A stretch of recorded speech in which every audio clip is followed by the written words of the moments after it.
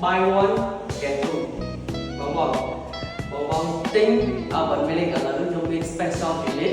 បងទិញតម្លៃមកទុកគេប៉ុន្តែបានរហូតដល់2គេហើយបើខ្ញុំនិយាយចឹងបង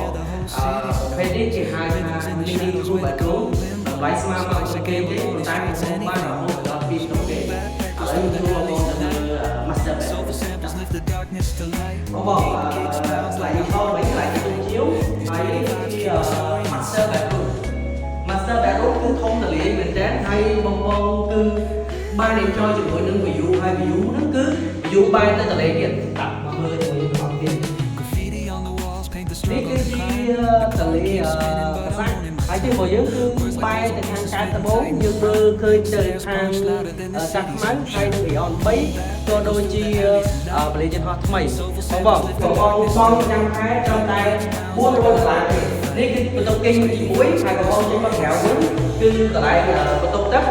ហើយនឹងបន្ទប់គេងមួយទៀតអញ្ចឹងបន្ទប់គេងនេះគឺធំទលាយសម្រាប់បងដែលមានសមាជិកត្រឹមតែ2-3នាក់គឺអូខេបង master bedroom បងប្រាប់សម្រាប់ហើយបន្ទប់នេះបងចង់ធ្វើបន្ទប់គេងទៀតក៏បានឬក៏បងអាចធ្វើជាកន្លែង walk-in closet ក៏ដូចជា office បានផងដែរបងបន្ទប់នេះបងប្រចាំខែត្រឹមតែ$400ហើយអ្វីដែលកាន់ពិសេស